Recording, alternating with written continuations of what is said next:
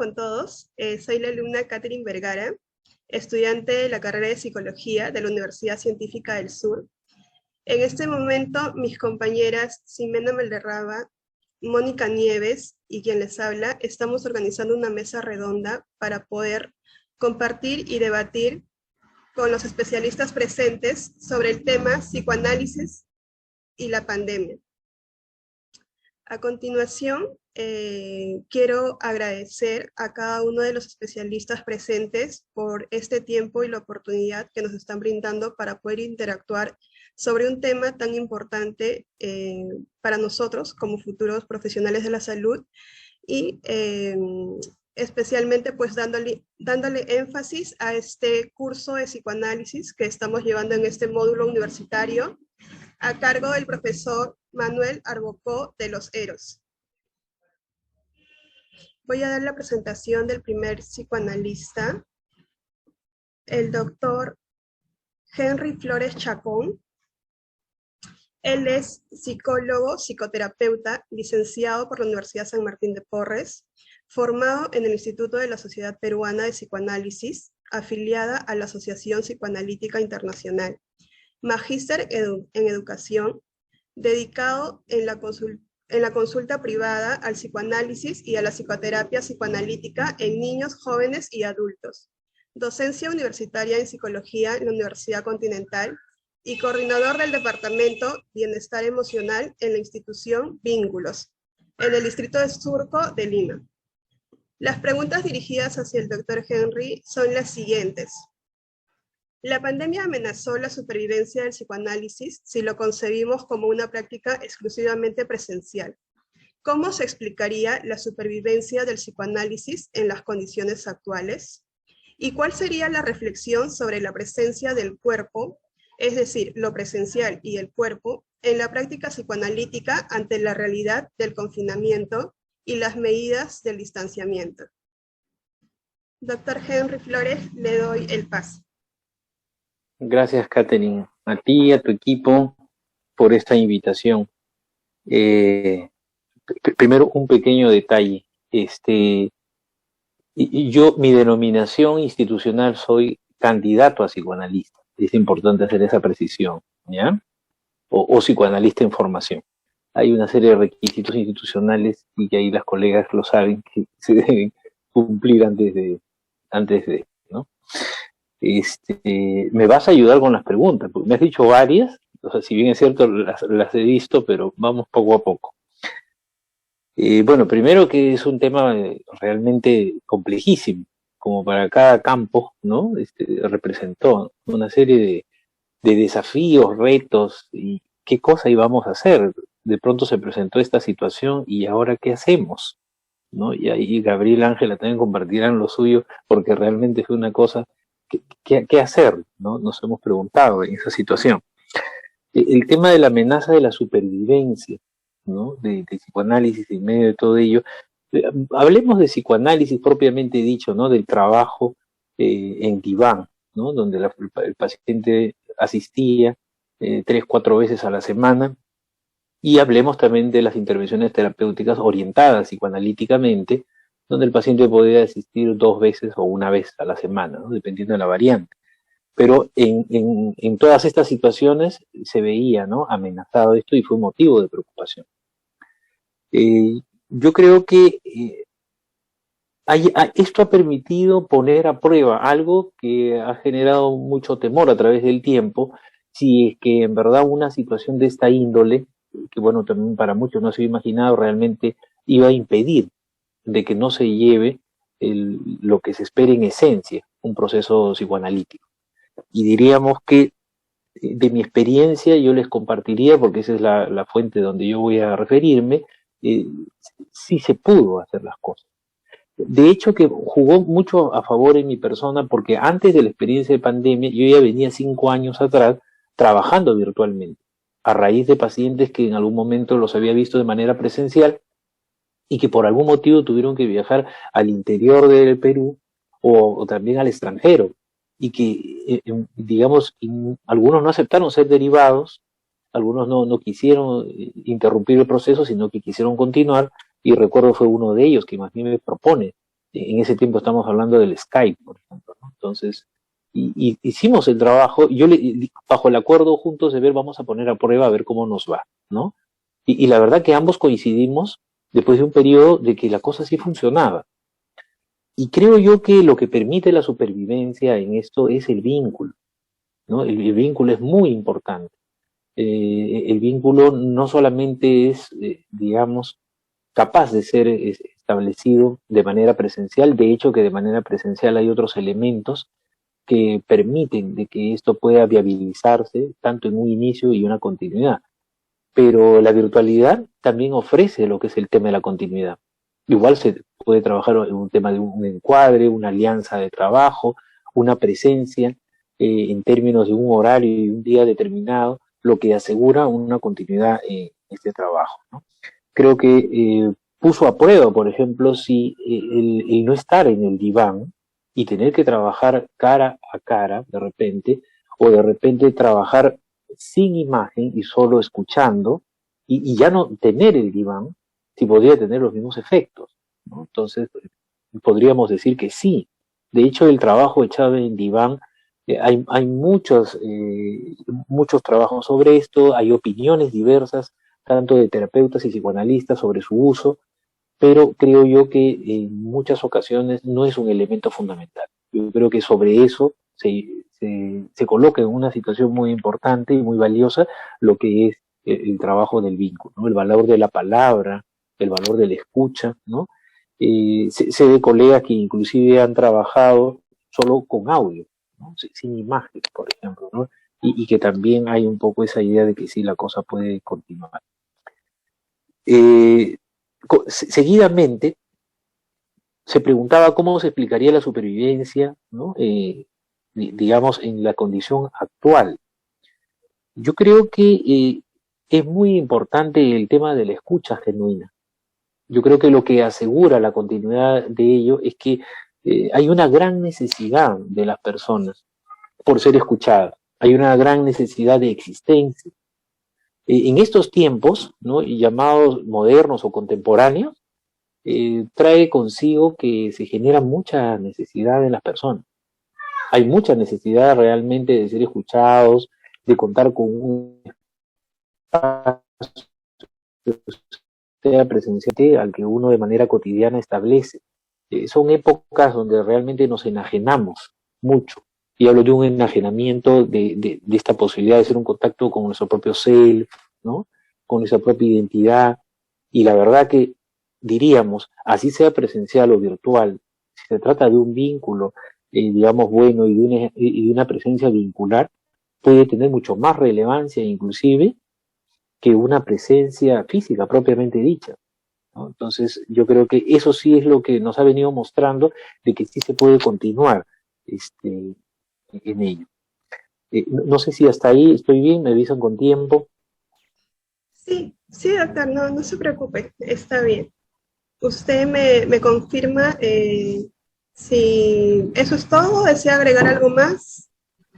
Hasta ahí esa parte, había una segunda interrogante, ¿no? No sé si es Sí, momento de pasar a ello también.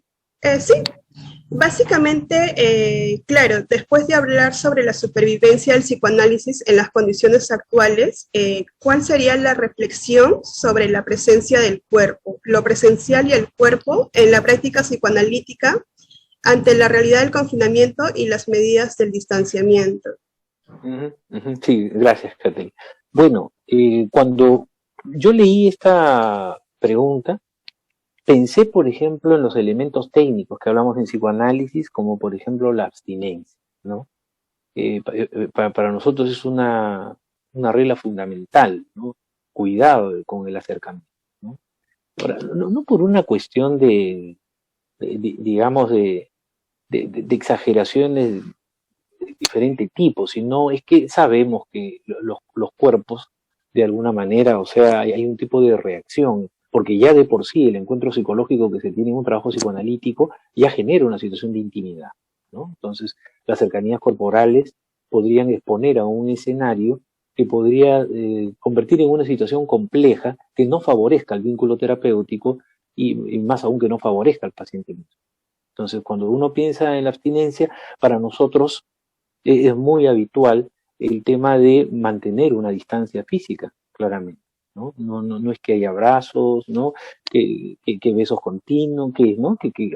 No hay, hay un cuidado con ello y por lo tanto, en ese sentido, el tema corporal, hay este punto de la distancia en ese punto. Ahora, yo lo que pensaba también era en la gravedad de las patologías, ¿no? Miren, cuando un paciente está más seriamente afectado, con patologías severas, ahí sí es donde, digamos, la técnica puede flexibilizar, ¿no? Y este tipo de proximidad y cercanía inclusive es necesaria, no porque nosotros tengamos que ir tocando a los pacientes, pero ellos a veces podrían acercarse. Cuando un paciente está más afectado, hace una línea más psicótica, ¿no? Por ejemplo, les es necesario, ¿no? De repente un saludo de mano o que quisiera acercarse con una palmada, entonces no por el elemento técnico de la abstinencia y la neutralidad es que lo vamos a rechazar, ¿no? O sea, y es que para ellos realmente la presencia de un objeto externo, de un objeto real, le es muy importante. Hay patologías donde hay una pobreza objetal interna muy poquita, o sea, es como que no existe el objeto interno, fácilmente se diluye al contacto con la otra persona, entonces necesita el otro. Entonces yo creo que ahí sí. Dicho de paso, yo les comento un poco mi experiencia. Yo acabo de retornar, hará cuestión de 3 meses, a mis primeras atenciones presenciales. Desde lo que empezó para nosotros aquí en Perú la cuarentena, si me ayudan por favor ustedes, estamos hablando fue marzo del 2020. 2020. ¿No es cierto, no? Y desde ahí hubo un cambio rotundo. Acabo de volver hace 2, 3 meses a atender a la presencialidad justo a 2 pacientes. ¿Y por qué ha sido? Uno de ellos ha sido porque él mismo me lo pide.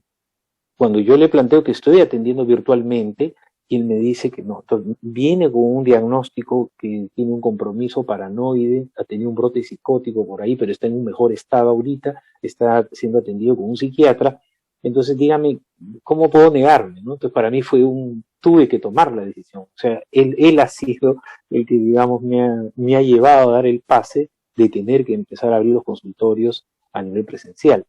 Lo mismo pasó por un jovencito de 13 años que consultan por él y que me hablan que está altamente impulsivo, muy ansioso, y es la mamá misma que me transmite de que no, mejor sería presencial. Y efectivamente cuando lo conozco a él, ¿no? Y yo también tuve la impresión y dije, no lo puedo ver a él virtual, ¿no? Entonces fíjense cómo en algunos casos hoy en día son los que sí necesariamente nos lleva al retorno.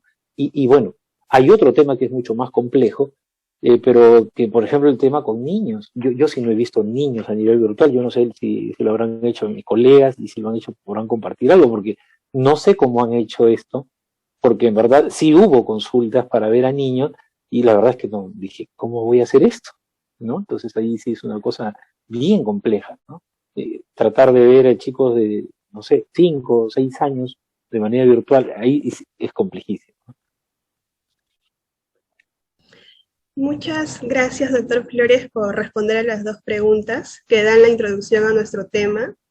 Y bueno, a medida que vamos avanzando, vamos a ir complementando con los demás especialistas. Y bueno, agradecida por su tiempo.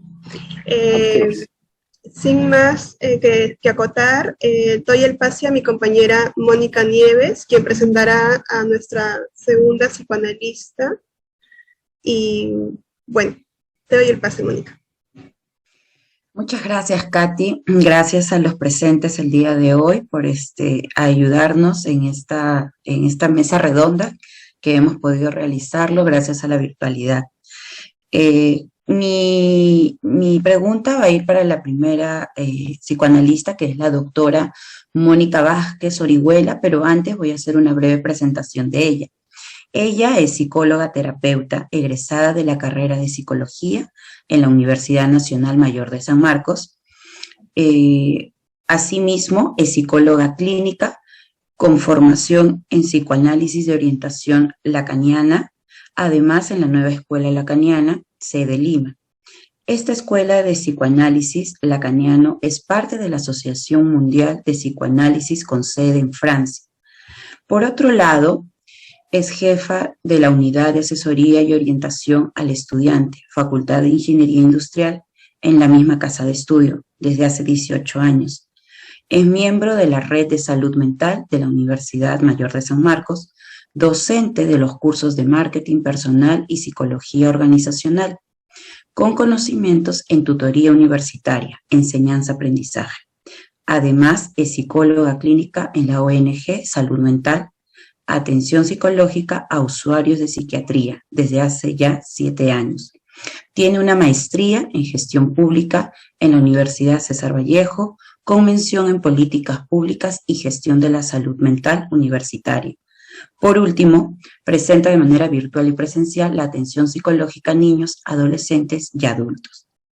Sin más preámbulos, entonces iniciamos esta pregunta para la doctora Mónica. La pregunta es, en estos tiempos de pandemia que hemos pasado ya más de 2 años, ¿qué valor tiene la psicoterapia en las personas y cómo nos podría ayudar para afrontar esta situación, dándole desde un enfoque psicoanalítico? Bien, buenas noches. Bueno, en relación a la pregunta, teniendo en cuenta que antes de la pandemia ya se presentaban los casos de salud mental, ¿no?, en todo el mundo, según la OMS, la Organización Mundial de la Salud, en el 2019, casi 1.000 millones de personas, entre ellas un 14% de los adolescentes, ya estaban afectados con algún problema de salud mental. Sobre todo los suicidios representaban una de las causas, ¿no?, de muerte en todo el mundo. En el Perú, con la pandemia, el 73%, ¿no?, de los padres o cuidadores consideran que el haber estado en casa confinados por la cuarentena ha afectado mucho a sus hijos, ¿no?, a niños y adolescentes sobre todo. En los últimos meses, para la UNICEF, o sea, a lo largo de estos 2 años de pandemia, ha afectado, como les decía, a los niños y adolescentes, debido a que los confinamientos lo que ha hecho es un poco restringir a los niños, ¿no?, sobre todo a los más pequeñitos, como decía nuestro colega Henry Flores, ¿no?, trabajar con niños de manera virtual ha sido un poco difícil. Se ha dado los casos, yo no he trabajado con niños de manera virtual, pero sí he visto, sí sé de casos que sí se han trabajado de manera virtual. Y el hecho de haber estado confinados, ¿no?, ha hecho que pierdan un tiempo valioso de sus vidas, en algunos casos lejos de su familia, de los amigos, de las aulas, ¿no? Y esto un poco ha acrecentado este problema de salud mental que ya se venía desde antes de la pandemia. Algo positivo que podemos encontrar es rescatar, mejor dicho, de la pandemia, además de la virtualidad, en algunos casos, es que ha dejado de lado que el estigma, ¿no?, el prejuicio de ir al psicólogo en nuestro país, en Perú, ¿no? Porque antes de la pandemia ir al psicólogo es estar loco, ¿no? Yo ¿para qué voy a ir si estoy loco? Pero a raíz de la pandemia la gente se ha sensibilizado con el tema de salud mental, ha concientizado y ha visto la necesidad de hablar, ¿no?, de tener un espacio donde hablar de lo que sucede. Puede que la pandemia es un fenómeno para todos el mismo, pero cada uno lo ha vivido de manera diferente, ¿no? Cada caso ha sido diferente y lo ha vivido también de manera diferente, ¿no? Entonces, esto es lo que le ha dado un valor a la atención psicológica, ¿no?, a las psicoterapias, ya que ha habido más demanda, ¿no?, de manera virtual. Yo trabajo, por ejemplo, con jóvenes en la Universidad San Marcos y en pandemia he tenido más casos que antes de la pandemia, ¿no?, más atenciones de manera virtual, por la necesidad, ¿no?, porque de pronto han tenido más necesidad de hablar de lo que les pasa, de lo que les sucede, y el trabajo ha sido poder acompañarlos, ¿no?, para que ellos puedan, caso por caso, poder identificar qué es eso, lo que les afectaba, ¿no?, o los síntomas que presentaba de angustia, de ansiedad, pero que tenían que ver con cada uno de ellos, ¿no?, en ese sentido. Muy bien, entonces podríamos decir que de alguna manera esta situación que hemos estado viviendo nosotros en la pandemia ha ayudado a que las personas puedan aceptar de que sí tenemos un problema y de que tenemos que pedir ayuda? Sí, sí, como les decía, ¿no? La gente ha concientizado esto y también ha tenido la necesidad, como mencionaba también nuestro colega, ¿no? Ha sentido la necesidad de querer hablar, de tener un espacio con un profesional para poder hablar y poner en palabras todos estos síntomas, ¿no? De ansiedad, de ataque de pánico, de miedo, de aburrimiento, de rabia, ¿no? De ira, por todo lo que les causaba la pandemia. Muchísimas gracias. ¿Alguna de repente reflexión con respecto al tema de irse de repente al psicólogo? En este caso usted me menciona que sí, pues que ya no es como un tabú, ¿no? Ya no. Lo que antes era como un tabú, un estigma, ¿no? Un prejuicio ir al psicólogo, ahora no, ya es algo que se ha sensibilizado en todos los grupos, ¿no? Humanos, y que de repente antes, por ejemplo, solo en Argentina la gente iba más al psicólogo, ¿no? Y en Perú era rarísimo, ¿no? Es un poco también como que de cultura, ¿no? Exacto. Antes era más cultural, pero a raíz de la pandemia como que esto ya se ha globalizado también, ¿no? Exacto. Muchísimas gracias con la doctora Mónica. Gracias. Ahora voy a pasar, gracias por favor, ahora voy a pasar a presentar a la doctora Gabriela Rouidillón Acosta. Ella es psicóloga clínica de la Universidad Nacional de Colombia.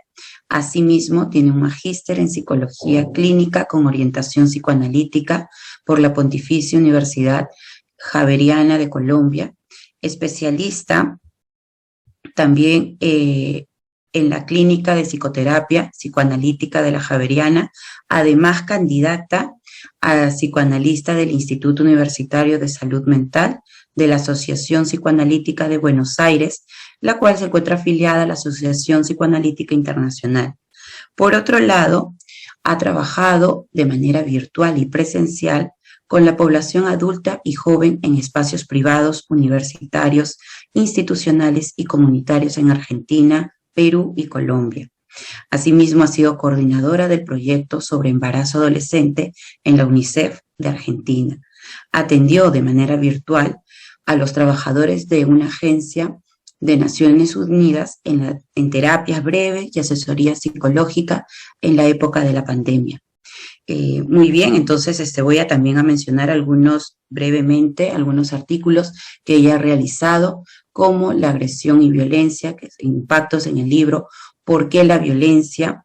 En psicoanalítica en el 2021, en México, curiosidad onírica, aproximaciones a la obra de Grete Stern, revista de la Asociación Psicoanalítica Colombia, en marzo del 2014, primera versión, una aproximación teórica exploratoria al uso del Skype en el tratamiento psicoanalítico a distancia, en Buenos Aires, Argentina, en septiembre del 2014, las arquitecturas de mujeres de mente, en el 36º simposio anual, también tiene un psicoanálisis arte y género, fotomontajes oníricos, revista Devenir, candidatos a analistas de la Asociación Psicoanalítica de Buenos Aires en septiembre del 2014, segunda versión.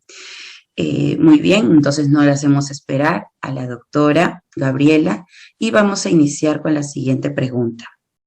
Desde el punto de vista de la psicopatología, ¿cuáles serían otros trastornos evidentes que han podido aparecer en el contexto de la pandemia y cómo se han manifestado? Bueno, muchas gracias a todos. Quiero felicitarlos a la Universidad Científica del Sur por esta organización. La verdad que post-pandemia, en pandemia, seguimos pensando juntos, así que agradezco que me hayan convocado.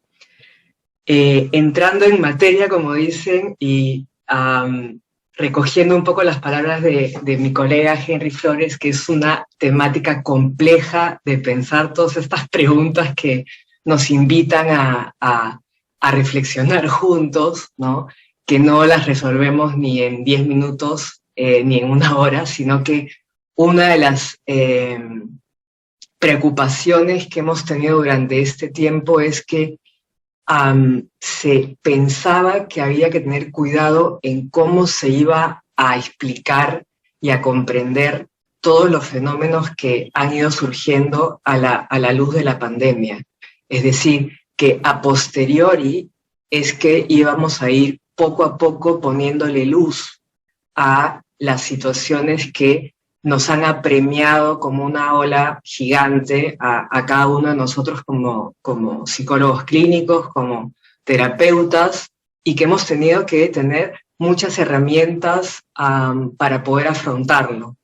Entonces, bajo ese marco, yo estuve pensando en esta pregunta que ustedes me hacían, y la primera reflexión que se me vino a la mente es la despatologización de los seres humanos.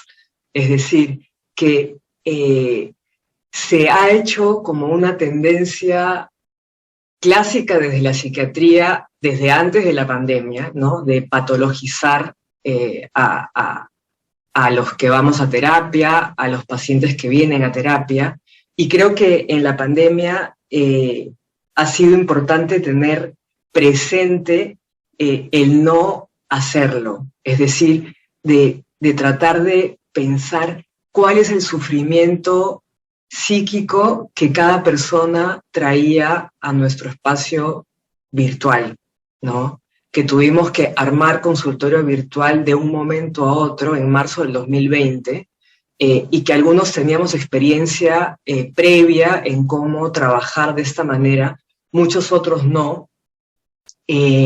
Muchos psicoanalistas decidieron no trabajar de manera virtual, que eso también tuvo seguramente otros efectos, pero en mi experiencia, que yo desde el 2010 que trabajo de manera virtual, o sea, hace ya bastantes años, digamos que tuve como la sensación de tener una experiencia previa, pero también de enfrentarme a algo nuevo con relación a cómo se iba a hacer ese encuadre de trabajo, que es un concepto fundamental en el psicoanálisis, de este encuadre interno del terapeuta y del analista, que va a enfrentarse a una situación muy apremiante de angustia de las personas frente a muertes inminentes, ¿no?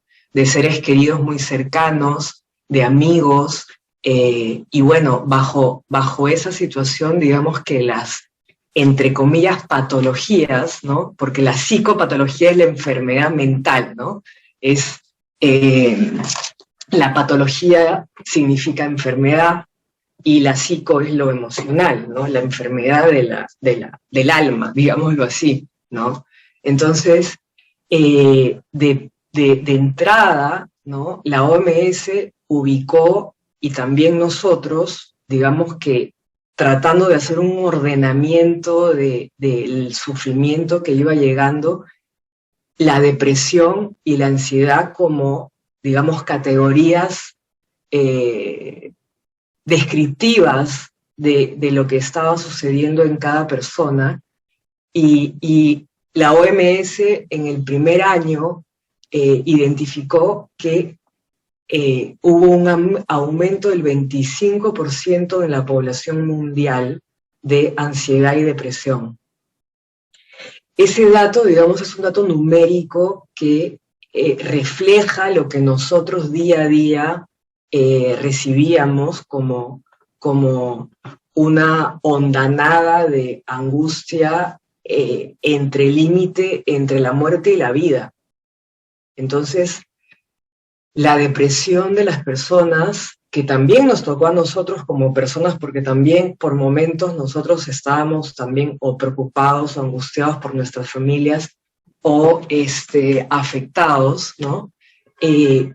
¿Cómo íbamos a afrontar durante tanto tiempo sin saber cuánto iba a durar y cuánto durará? Porque todavía sentimos los coletazos de la pandemia hasta ahora. Entonces, es importante, creo que, tener claro cómo nosotros hemos recibido el sufrimiento enmarcado en estas dos categorías.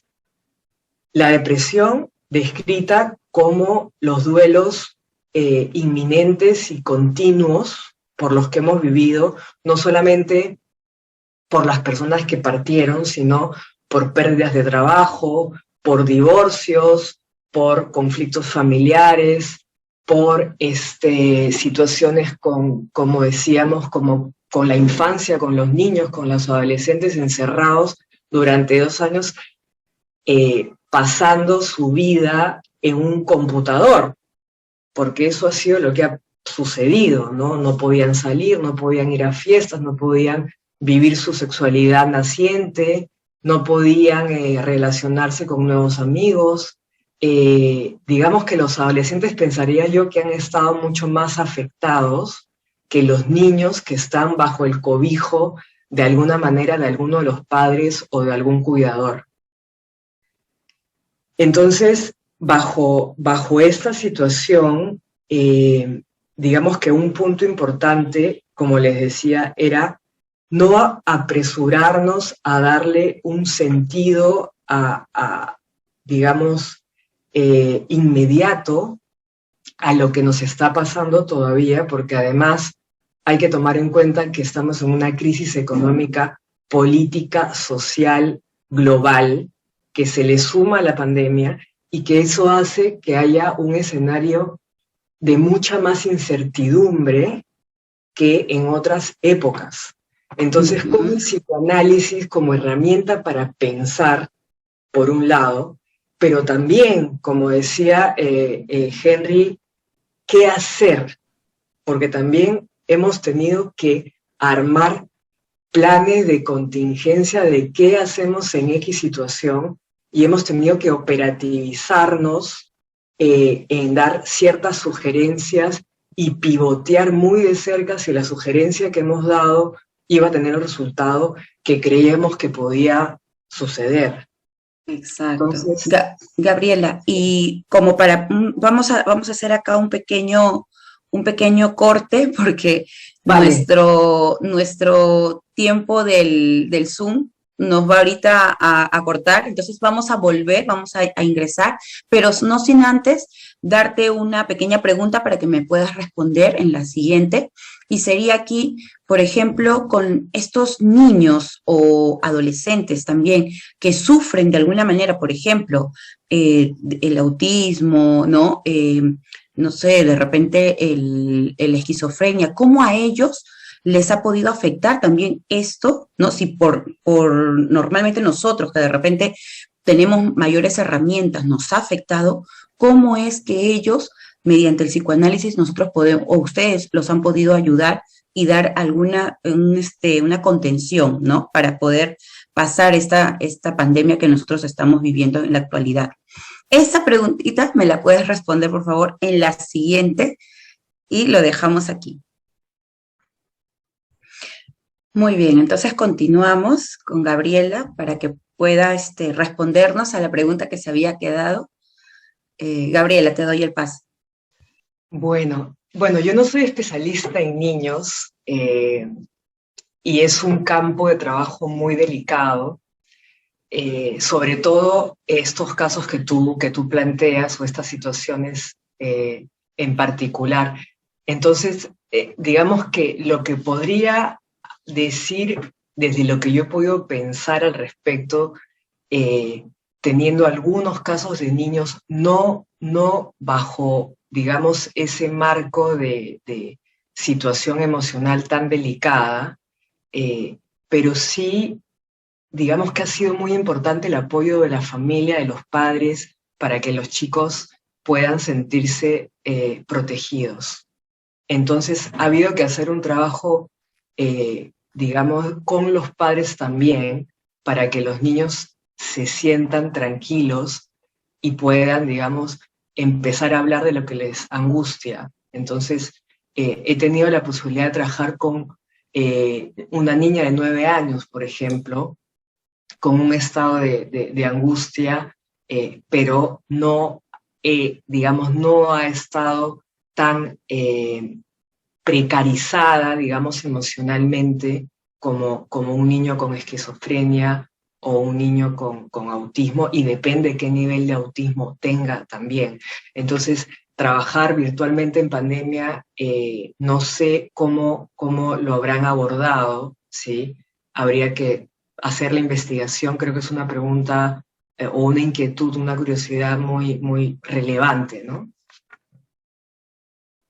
Muchas gracias, Gabriela. Entonces voy a dar el pase a mi compañera Jimena. Gracias, Gabriela. Buenas noches, muchas gracias.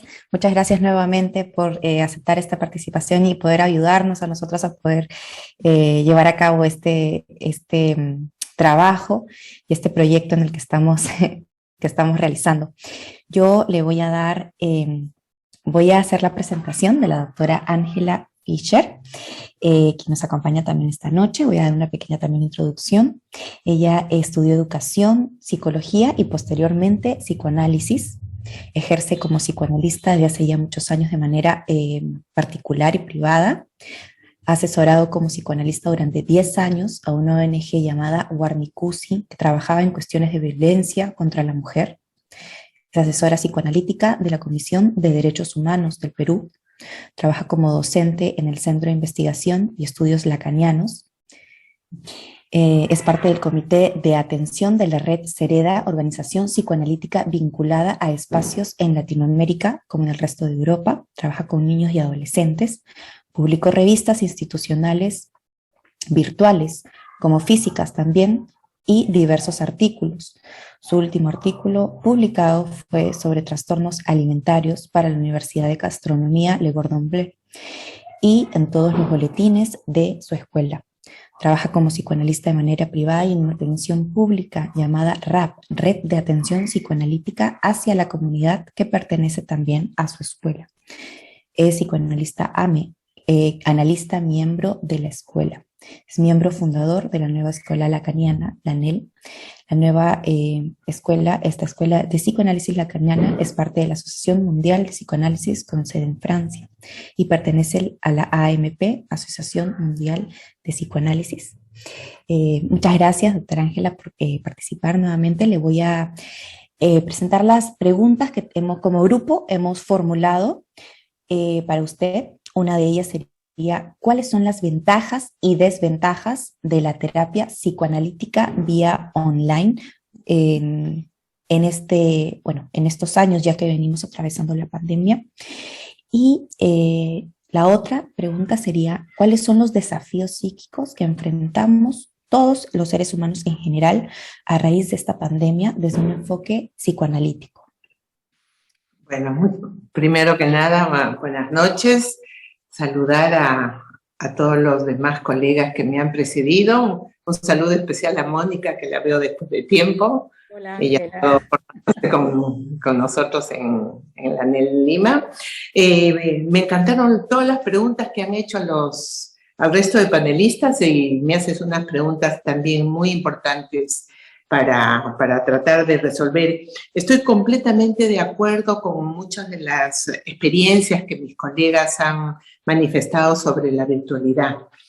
La ventaja que podríamos decir en términos generales es que en el momento que tuvimos que confinar los cuerpos de los analistas y de los pacientes y de todo el planeta, fue una medida que ayudó a que podamos continuar con los tratamientos en muchísimos casos. Hay casos que también en mi práctica les puedo decir que nunca aceptaron lo virtual, que dijeron vamos a esperar, y apenas se ha podido, yo ya he vuelto a la presencialidad con los debidos cuidados, pero volví a la presencialidad muy rápido, sobre todo con los adolescentes y los niños. Esa como ventaja, que frente a la irrupción de el real como entendemos en psicoanálisis, que es aquello que no tiene un sentido, pero que irrumpe en nuestras vidas y corta una secuencia más o menos ordenada de la vida, fue un instrumento fantástico. La desventaja, sin duda lo mencionó muy bien Henry, es que no está puesto el cuerpo.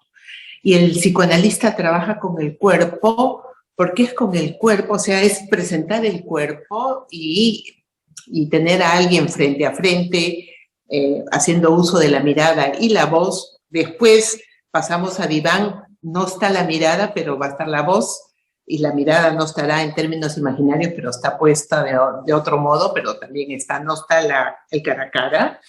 Esa es la desventaja, porque efectivamente, ¿qué es lo que favorece la transferencia? ¿Qué es con lo que trabajamos los psicoanalistas? Es la presencia. Es la presencia, el hecho de que uno abra la puerta y reciba a un paciente y el paciente vea al analista es muy importante para poder justamente colocar en esa persona lo que muy bien Freud nos enseñó, ¿no? Todos aquellos elementos propios de nuestra vida van a ser transferidos en la persona del psicoanalista. Yo también ya tenía experiencia con pacientes que viajan, estaban becados, que teníamos por Skype, porque antes no usábamos Zoom, el Zoom es de la pandemia, pero cada vez que venían a Perú tenían sus sesiones presenciales. Entonces, he tenido alguna experiencia en estas cuestiones híbridas que ahora llamamos, ¿no? Presencial y no presencial. Con los niños los niños que ya tenían tratamiento han podido seguir. No era lo mismo, las sesiones eran mucho más cortas y mi experiencia era que los padres se quedaban en el espacio.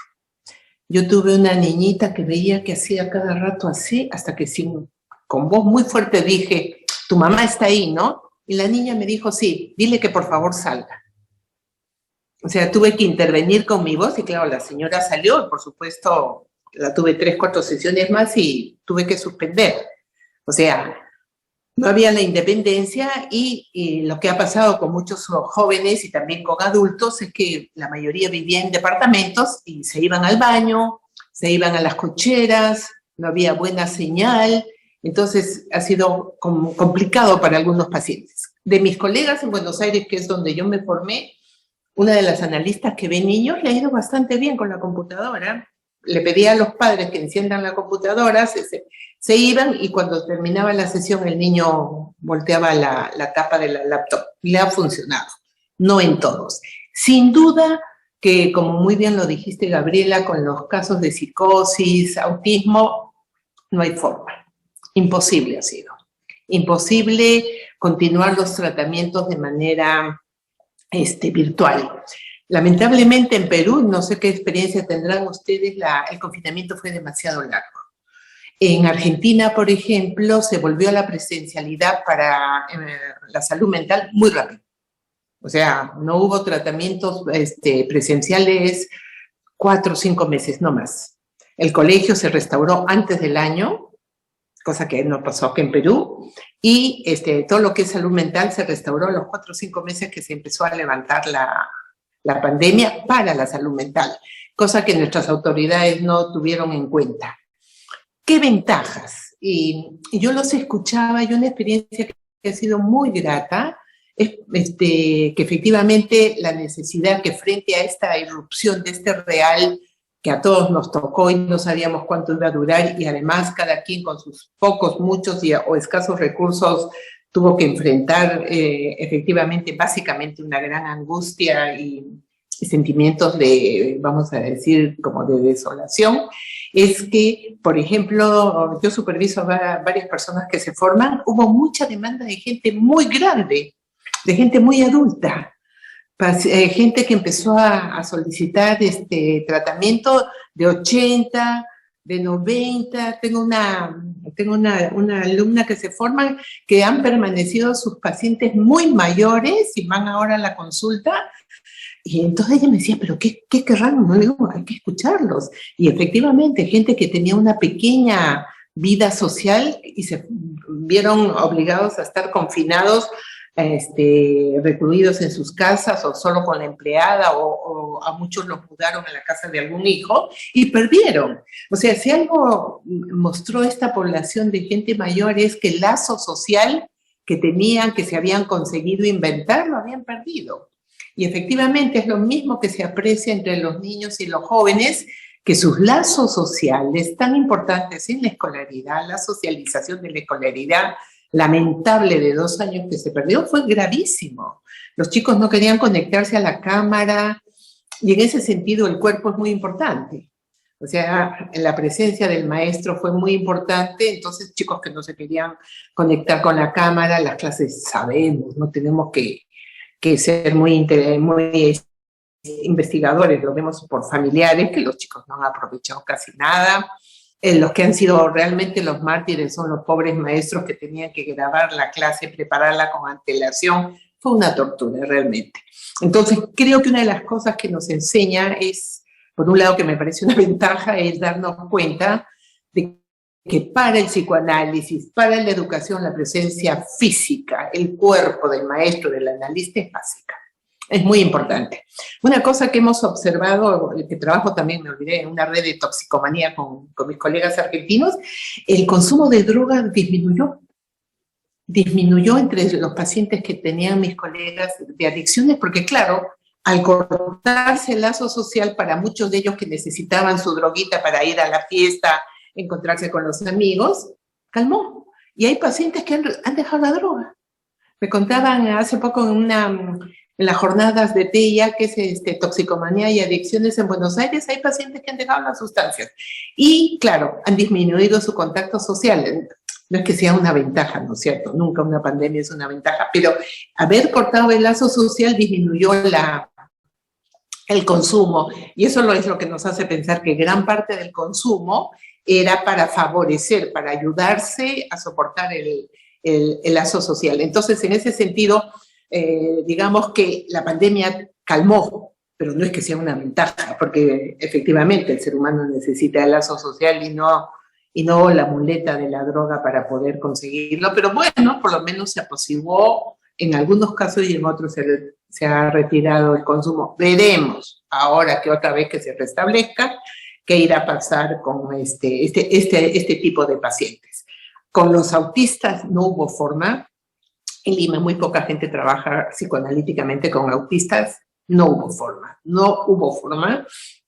Con niños pequeños tampoco, efectivamente, ni púberes, que son los primeros que han querido asistir a su terapia presencial, son los primeros que han querido.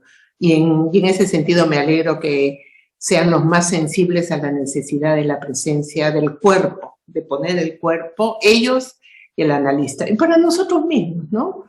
Si bien uno no se ha movido de su casa, uno pierde la lectura del cuerpo, pierde la lectura de gestos, de la postura, no es tan fácil sostener la sesión sin el cuerpo físico. Al menos es una observación que ha sido importante tener en cuenta.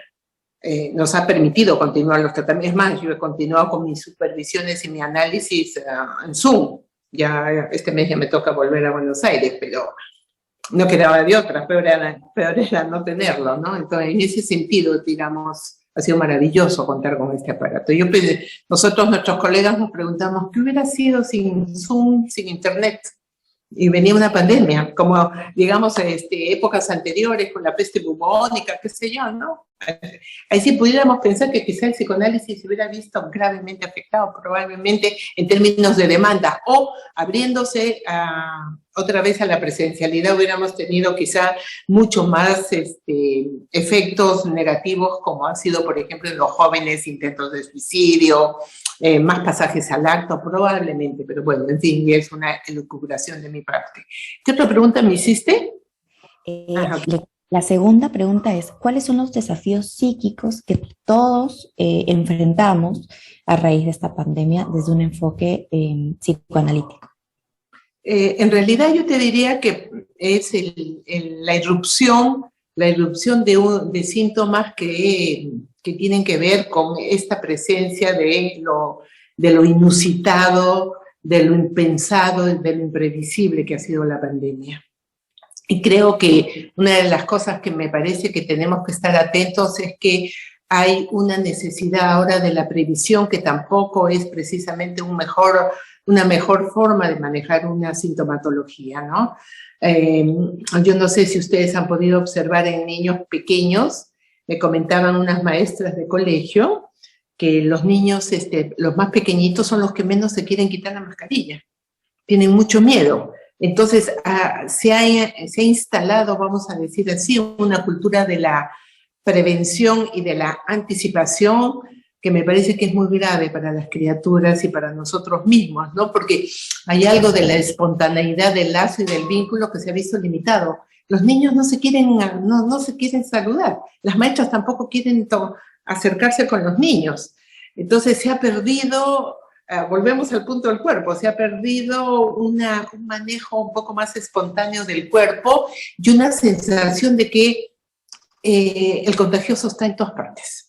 O sea, alguien estornuda y tenemos esta aprehensión hacia el lazo y hacia el vínculo. Entonces se ha introducido una suerte de desconfianza por pensar que es la mejor manera de cuidarnos. Entonces, creo que la cultura de la prevención la tenemos que tomar un poquito menos exigente porque está redundando en una sensación de mucha inseguridad.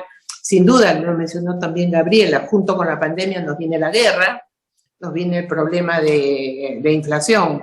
Colombia, que acaba de tener su nuevo presidente, creo que es el país donde más rápidamente se ha disparado el dólar. Entonces, Argentina ya ni te quiero decir, el dólar sube cada día. La situación es muy grave en términos económicos. Entonces, tenemos pandemia, crisis económica, me hablan de la crisis alimentaria.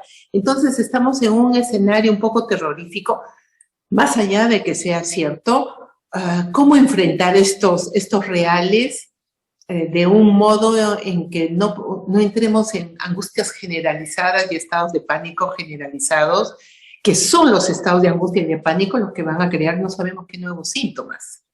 Síntomas como, por ejemplo, exceso de prevención, exceso de higiene, exceso de alejamiento del lazo social. Y en la cuestión de la previsión me contaba un colega que dice que se estaban realizando organizaciones de economistas para aconsejar a la gente que ya no ahorren ni dólares ni euros, que ya el euro está a la paridad con el dólar, sino que ahorren en alimentos. Entonces me comentaba mi colega que hay una zona en, no sé qué, digo cualquier estado, no me acuerdo, en Estados Unidos que la gente había empezado a acumular gasolina, a guardar gasolina, y en otros estados están guardando comida enlatada para después venderla. Entonces, se dan cuenta que empiezan ciertos síntomas un poco locos. En una de esas es buen negocio, ojo, pero ¿cómo hacen para acumular y guardar gasolina, por favor? O sea, entonces sí, creo que los que estamos concernidos con la pregunta por la subjetividad humana, que esta época no nos lleve a tratamientos de situaciones preventivas un poco locas. Es lo que puedo un poco decir de lo que voy escuchando y viendo. Muchísimas gracias, así es, correcto. Me imagino que también todo eso a lo que conlleva es a la ansiedad, entonces caemos en un círculo vicioso, exacto, de siempre andar con este miedo y es un círculo vicioso del cual no salimos, ¿no? Así es. Y es lo que debemos de evitar. Muchísimas gracias. Sí, vamos a entrar a la etapa final. Muchas gracias a cada uno de ustedes, los especialistas que nos han respondido a cada una de las preguntas formuladas por nosotras como estudiantes. Y básicamente ahora vamos a ir hacia ese enfoque. Esta mesa redonda va a ser expuesta hacia nuestros compañeros en el salón. Entonces, lo que ahora nosotros queremos es pedirles a ustedes unas conclusiones finales, breves y puntuales, básicamente un tiempo de 3 minutos aproximadamente, por favor, para cada uno de ustedes, para que nos puedan dar las conclusiones finales sobre el tema abordado y también cómo nosotros, como futuros psicólogos, ahora que nos encontramos en formación, cómo debemos de tomar el punto de vista psicoanalítico. ¿Qué tan importante es el psicoanálisis para nosotros como estudiantes? Que, bueno, en algún momento vamos a salir egresados y vamos a enfrentar todas estas problemáticas que ustedes acaban de mencionar en cada una de sus respuestas. ¿Qué tan preparados debemos de estar, básicamente, y qué es lo que le falta a nuestro país para que el psicoanálisis y la psicología en conjunto se pueda encaminar hacia un buen rumbo o hacia un rumbo esperado por todos los que somos profesionales, ¿no?, en salud mental o futuros profesionales en salud mental? Vamos a seguir la misma ronda. Vamos a empezar por el doctor Henry y vamos a terminar en la doctora Ángela. Le paso el micrófono, doctor Henry. Gracias, Katherine. Bueno, lo que tú has hablado me ha llevado automáticamente pues, a asociar la experiencia que tengo en la docencia universitaria. En la universidad que yo enseño hay un círculo de psicoanálisis que fue fundado con algunos estudiantes de aquella época, que era la primera promoción, y mi persona, ¿no? Hemos pasado en 10 años una diversidad de experiencias. Era un círculo de estudio psicoanalítico que fue planteado de manera extracurricular porque los estudiantes querían un espacio donde podían seguir leyendo algo de literatura de Freud y de autores post-freudianos. Nos reuníamos inicialmente 1 hora cada 15 días. Ha habido periodos donde sí se pudo mantener 1 hora semanal. Y la experiencia fue muy interesante porque, a decir de muchos estudiantes, este círculo no solamente sirvió para un aprendizaje de conocimientos, sino que se convirtió en un espacio potencial donde les permitía interiorizar formas de relación, estilos de relación, que fácilmente los profesores y con algún coordinador de la carrera conversamos, fueron notando la manera como iban construyendo una identidad de un psicólogo, pero con un interés genuino, con un deseo por leer, por estudiar, por investigar, y que no necesariamente de por medio haya una nota. A mí mismo me llamó la atención ver cómo ellos traían ya literatura, traían conocimientos al círculo, y yo también aprendía con ellos, y esto fue una experiencia muy interesante.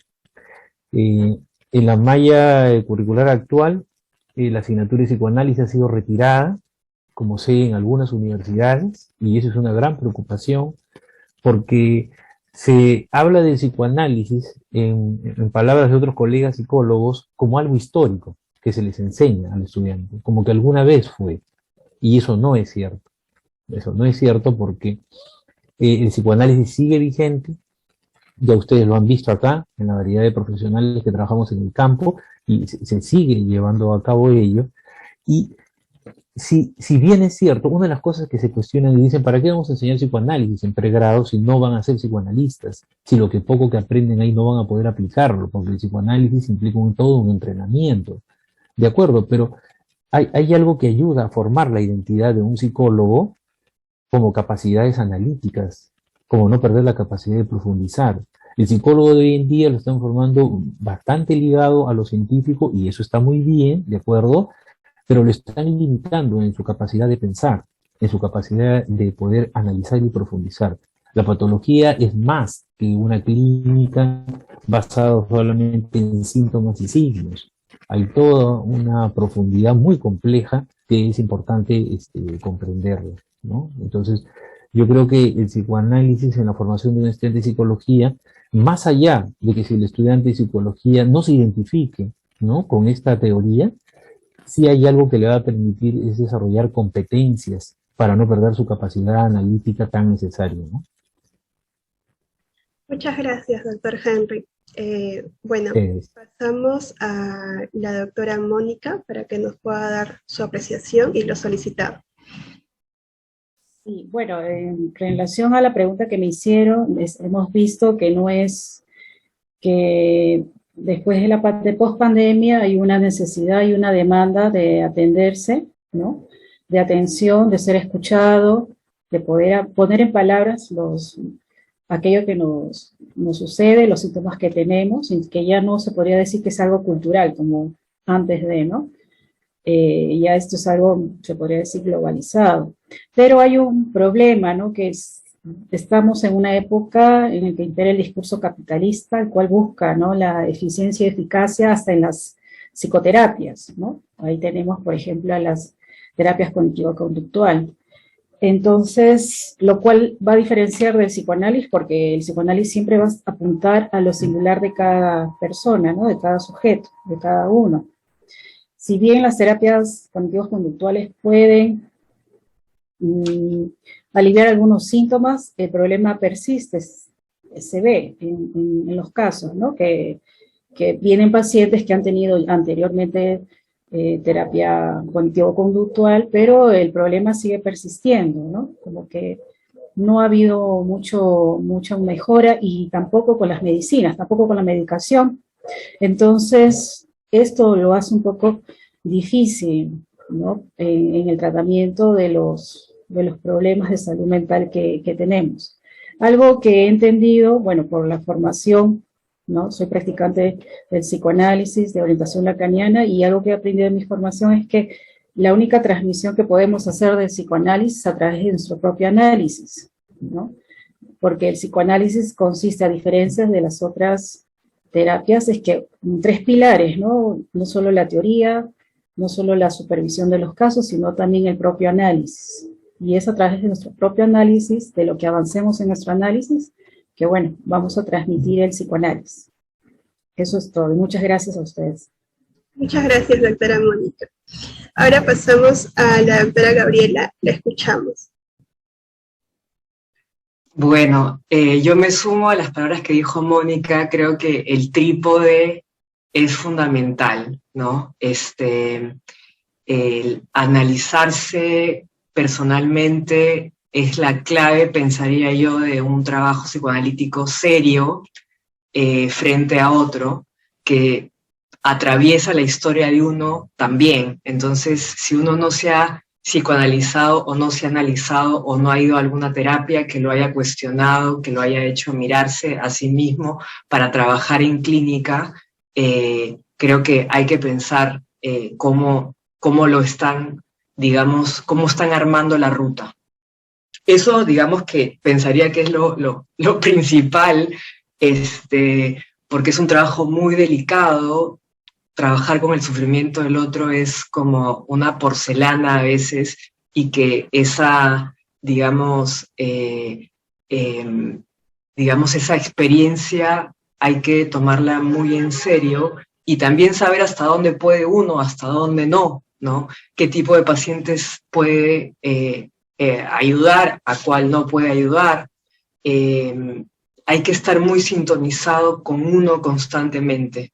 Esa sería como mi sugerencia, mi consejo, de alguna manera, de mi experiencia, y que esto es una carrera larga, esto no termina nunca. Uno sigue estudiando, se sigue formando, sigue en seminarios con colegas, en supervisiones, en análisis personal. Cada cierto tiempo uno regresa. Entonces, esa ruta es hasta el final de la vida, de alguna manera, ¿no? Y es una profesión muy longeva también, es decir, hay psicoanalistas que 80 años tienen y son unos capos, y la mente es brillante, clara, pues se cuestionan también qué les está pasando. Entonces es una profesión muy bella, pero también muy difícil, que requiere de mucho cuidado con el otro, porque han habido experiencias muy desagradables para ciertos pacientes con ciertos terapeutas, que eso ha dejado huella en los pacientes, y es importante también, digamos, trabajar sobre ese tipo de terreno, ¿no? De cuáles son las contratransferencias de los analistas o de los terapeutas que pueden obstaculizar el trabajo comunitario, grupal, de pareja, individual, digamos, en todos los escenarios. Creo que es importante autoobservarse. Y lo otro, que la otra pregunta que hacían, digamos, cómo conectarse también con los otros enfoques psicológicos, ¿no? Yo, por ejemplo, trabajo con colegas cognitivo-conductuales, sistémicos, en un centro, de manera virtual, presencial, y hay pacientes que llegan del enfoque cognitivo-conductual, y hacen un trabajo con el psicólogo especialista en ese enfoque, y luego me lo derivan a mí y hacemos un trabajo más profundo. Pero eso también tiene que ver con el cómo uno hace red y no, digamos, enemistad con los otros enfoques, ¿no? Clínicos, que creo que cada uno aporta su granito de arena también. Y creo que hay que trabajar más en esa comunicación interenfoques. Y por último, digamos, cómo difundir mejor el psicoanálisis en el Perú. Creo que se ha trabajado mucho desde los distintos psicoanálisis que hay, lacaniano, freudiano, winnicottiano, es decir, hay una gama de diversidad de enfoques con el que uno se va identificando más, hace su propia combinatoria y trabaja o de manera individual, o de pareja, o comunitario, lo que más sintonice con uno, con niños, con adolescentes. Yo, por ejemplo, trabajo con jóvenes y adultos, ese ha sido mi target, ¿no? De 18 para arriba. He pasado por todas las experiencias de trabajar con niños, con adolescentes, y me han llegado más pacientes de ese target, de ese grupo etario, ¿no? Entonces, creo que también uno va mirando poco a poco cómo va armando su propio nicho, ¿no? Y el tema de la derivación de pacientes también es otro tema importante para pensar cómo es que uno deriva a los colegas, a los pacientes, a los amigos, que es todo un campo interesante de exploración más profundo. Así que bueno, creo que hay mucho por hacer, mucho por trabajar, y ustedes que se están formando como psicólogos inicialmente y seguirán buscando sus propias rutas, sus propios mentores, referentes teóricos, creo que es importante animarse a discutir entre ustedes, a discutir en congresos, a discutir con supervisores, las preguntas que les surjan, la curiosidad que les despierte lo que están pensando, los casos que están mirando. Creo que eso ya es un montón, así que es un montón de trabajo por hacer, que bueno, es una bella experiencia. Gracias. Muchas gracias, doctora Gabriela, por su respuesta. A continuación, pasamos hacia la doctora Ángela, la escuchamos. Bueno, gracias. Concuerdo con muchas de las opiniones que se han vertido en esta última parte. Me gusta mucho, voy a tomar algunas cosas que ya se han dicho para no ser repetitiva, pero quería resaltar la importancia y la vigencia del psicoanálisis. Tiene que ver, en primer lugar, si bien no se enseña en la universidad o en algunas se dejó de enseñar, tiene que ver con el sufrimiento humano. Si algo ha podido demostrar el psicoanálisis desde que Freud lo descubre, es que es la mejor manera de poder hacer el tratamiento del sufrimiento humano. ¿En términos de qué?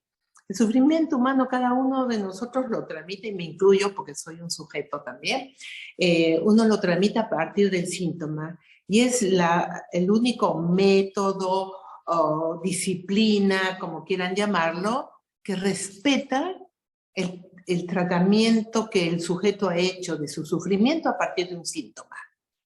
Mientras que hay otras corrientes que lo que hacen es trabajar el síntoma para eliminarlo, y como muy bien lo dijo uno de ustedes, no se elimina, se pasa a otra cosa, ¿no? No se tiene miedo al perro, ahora se tiene miedo, no sé, al clima.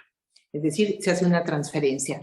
Entonces creo que esta mesa, si algo también puede colaborar en la formación de los psicólogos de la universidad científica que tienen un interés en el trabajo clínico, por supuesto muy respetable lo que quiere hacer organizacional, social, bienvenidas, es que la escucha psicoanalítica es la que permite ubicar cómo para cada sujeto ese síntoma es funcional, cómo ese síntoma le está permitiendo hacer una conexión de este encuentro del sujeto con el lenguaje, que hace una marca en el cuerpo que nosotros llamamos síntoma. Es con los síntomas que vamos con la vida. Por eso es tan importante que un analista se analice hasta el final de un análisis para darse cuenta cómo ese sujeto analista hizo ese síntoma con el cual estuvo en el mundo. Por supuesto, hay síntomas y síntomas. Hay síntomas más complicados con el lazo social, hay síntomas más complicados con la vida, etcétera. pero es el único modo que va a poder entender y trabajar con sus pacientes. Y quiero tomar las palabras de Gabriela que me gustaron mucho, que es efectivamente tenemos que hacer en esta época con mayor necesidad lo que nosotros llamamos una red de transferencia, ¿no? No podemos ascribirnos que una corriente tiene la verdad del psicoanálisis, por ejemplo, y en eso quiero repetir el principio de Horacio, que así fue como lo llamó Jacques Miller, al encuentro que tuvo con Horacio Echegoyen, que fue un presidente de la IPA muy querido y respetado, muy amigo de Jacques Miller, que es una persona insigne en nuestro movimiento, y el principio de Horacio es que ninguna corriente lacaniana, winnicottiana, freudiana puede decir yo tengo el psicoanálisis verdadero.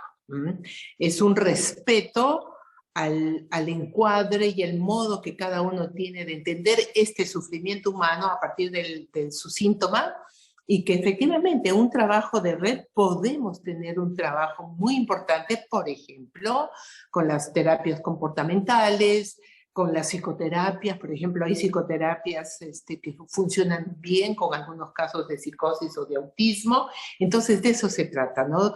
De ponernos a trabajar en función de una escucha que no nos haga dueños de la verdad del sufrimiento humano, que podemos escuchar a un colega de otra corriente que a veces nos abre una escucha. Por ejemplo, yo a veces trabajo con maestras de educación especial, y hay algunas que tienen como un oído clínico maravilloso que me dan luces. Entonces es armar una red de transferencia, porque si estamos aquí en esta noche conversando es porque estamos concernidos por el sufrimiento humano. Estamos concernidos por la angustia del ser humano, que es parte de la naturaleza humana. Y el psicoanálisis en ese sentido va a seguir vigente porque trabaja el sufrimiento humano, vía el síntoma, vía las angustias y los síntomas de la época, ¿no? Como mencionó Mónica. También la época trae nuevos síntomas, ¿no? Los niños no hacen los mismos síntomas del miedo al cuco, qué sé yo, ahora tienen miedo a que sale la voz de la pantallita, etc. Entonces, en ese sentido es muy importante lo que se ha vertido esta noche. Y yo sí apuesto a que el psicoanálisis va a seguir vigente en un país como el nuestro, que también no es que impactó como en Argentina. En Argentina hay serios problemas en la universidad, por ejemplo, se están limitando muchísimo los cursos, en fin, hay una contracorriente contra el psicoanálisis sin duda, pero mientras que haya interés como en esta mesa redonda, yo creo que va a subsistir. Y bueno, y agradecerles la invitación y esta oportunidad que me han dado de conocer a estos colegas con los cuales he compartido esta noche. Muchas gracias.